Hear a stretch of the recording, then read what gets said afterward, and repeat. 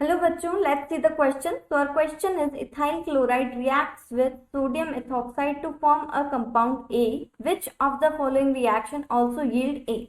ठीक है, तो क्वेश्चन में बोला गया हमें कि जो इथाइल क्लोराइड है, जब हम इसकी रिएक्शन करवाते हैं सोडियम इथॉक्साइड के साथ में तो ये फॉर्म करता है कंपाउंड ए को। ठीक है, तो सबसे पहले तो हमें यहाँ पर कंपाउंड ए निकालना रहेगा कि कंपाउंड ए क्या होगा। ठीक है, ने आगे बोला गया है which of the following reaction also yield a. ठीक है, तो इनमें से जो हमें ऑप्शन दिए गए हैं, इनमें से जो रिएक्शंस हैं वो कौन है जो हमारे ए कंपाउंड को देगी। ठीक है, तो देखते हैं। सबसे पहले हम ए निकालते हैं, तो देखो इथाइल क्लोराइड दिया गया है यानी कि CH3CH2Cl।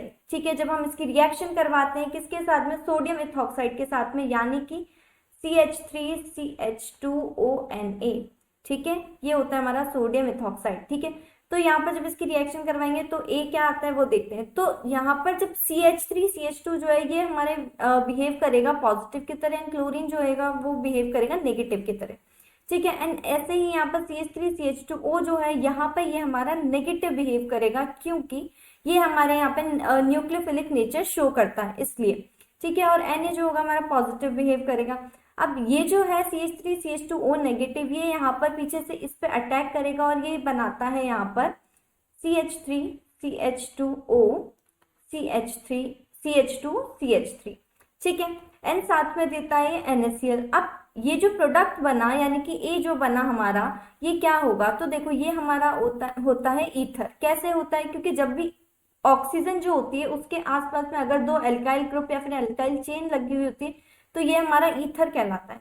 ठीक है, तो चलिए ए तो हमें पता लग गया कि ईथर होगा। अब देखते हैं कि ABCD जो होंगे, अगर इनमें से किसी की रिएक्शन होती है तो क्या इनमें से कोई हमें ईथर देता है।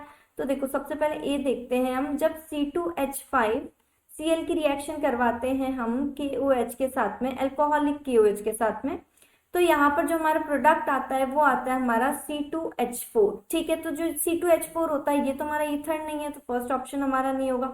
सेकंड ऑप्शन जो हमारा दिया गया है इसमें बोला गया है कि C2H5OH की करवानी है। बी जो है इसमें C2H5OH की रिएक्शन करवानी है किसके साथ में, कॉन्सेंट्रेटेड H2SO4 के साथ में 140 डिग्री सेल्सियस पर। ठीक है, तो जब यहाँ पर रिएक्शन होगी तो यहाँ पर जो हमारा प्रोडक्ट आता है वो आता है हमारा C2H5O C2H5। कैसे आता है, देखो यहाँ पर क्या होता है, जो हमारा H पॉजिटिव रहेगा ना तो वो इस OH के साथ में H2O बनाने की करता है। ठीक है, यहाँ पर हमारे 2 मोल थे C2H5OH के, तो अगेन जो C2H5OH है यहाँ पर ये नेगेटिव की तरह एंड ये पॉजिटिव की तरह बिहेव करेगा। तो जब ये न्यूक्लियोफिलिक इस पर अटैक करेगा तो हमारा जो प्रोडक्ट बनता है वो आता है C2H5 C2H5, यानी कि ये हमारा होता है ईथर। ठीक है, तो हमें यही पूछा गया था कि इनमें से कौन सी रिएक्शन है जो हमें ईथर देगी, तो ऑप्शन नंबर बी जो है ये हमें ईथर देगा। अब आगे भी देख लेते हैं कि और कोई ईथर देता है क्या। तो देखो C2H5Cl जो होगा जब इसकी रिएक्शन करवाते हैं Mg से, तो यहाँ पर ये देता है C2H5MgCl, ये हमारा ईथर नहीं है। ठीक है, अगेन C2H2 की जब हम रिएक्शन करवाते हैं इसके साथ में तो जो हमारा प्रोडक्ट आता है वो आता है, इसको हम लिखते हैं इस तरह से, कार्बन इथर H एंड इधर भी H, इसको ट्रिपल बॉन्ड आता है तो यहाँ पर आता है हमारा OH और यहाँ पर आता है हमारा H, तो ये भी हमारा ईथर नहीं होता है।